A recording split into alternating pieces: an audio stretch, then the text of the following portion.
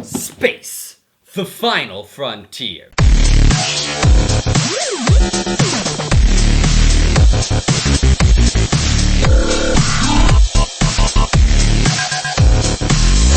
So yesterday we talked about Tesseract dice, or more specifically the Tesseract, and basically the Tesseract is a representation of a 3D cube in the fourth dimension. Which begs the question, does the fourth dimension really exist? So there's this popular idea that the fourth dimension is time, and that's technically true. It's certainly more true than like the fourth dimension you see at movie theaters with some goofy rocking chairs and some smelly crap being sprayed in your face mid-movie.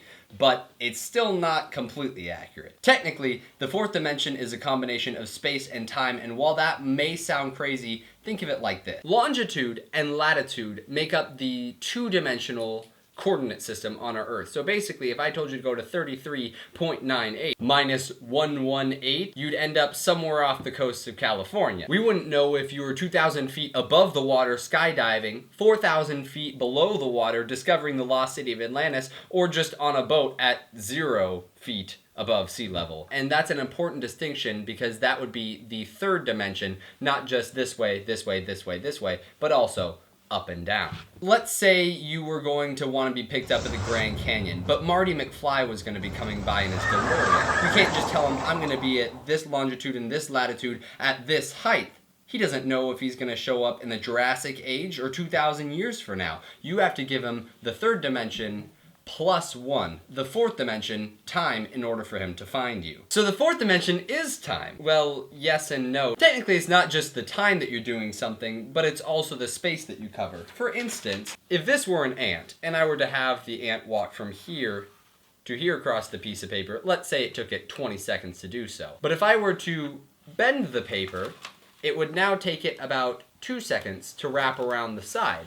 This would be warping space, but it also changed the amount of time that it took for the ant to walk across. Thus, they have created this dimension called space-time. So now, for the fun question. Does time really exist? Let's say I invited you out to lunch at noon. But if I'm in Arizona and you're in New York, we don't have an agreement. And it gets even worse once you leave the Earth, because there's these nice little time zones that we operate in here. If you were to go off the Earth, our entire presumption of what time it is based on the sun's position.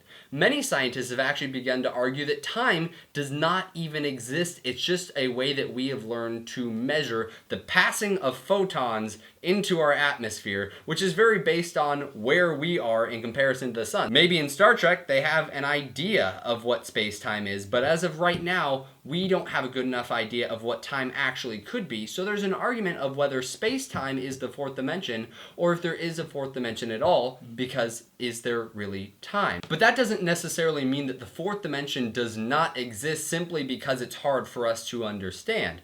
Carl Sagan goes through this concept. Imagine I have my piece of paper again, and you're a square living on this piece of paper. You only exist in 2 dimensions. You go this way and this way, but not at all this way.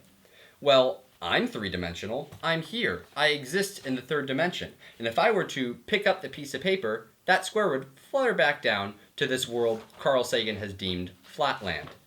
Well, while you were fluttering down, you would move up and down a little bit within this little motion here. You would experience the 3rd dimension, and when you came back to flatland, you would have to convince all of your buddies that there was a 3rd dimension, because you've experienced it and they haven't. It's very, very difficult for them to understand what the 3rd dimension is. It's outside of their comprehension entirely. So for us, being 3-dimensional beings, perhaps there is a 4th dimension, but we can't imagine it because we haven't experienced it. Please like and share this video, and support our campaign on Kickstarter, because the greatest compliment you can give us, other than getting some dice from us, is sharing this video, and more specifically our page and content, with your friends and family. And make sure to check in tomorrow when we talk about something a little bit less sci-fi. The comet.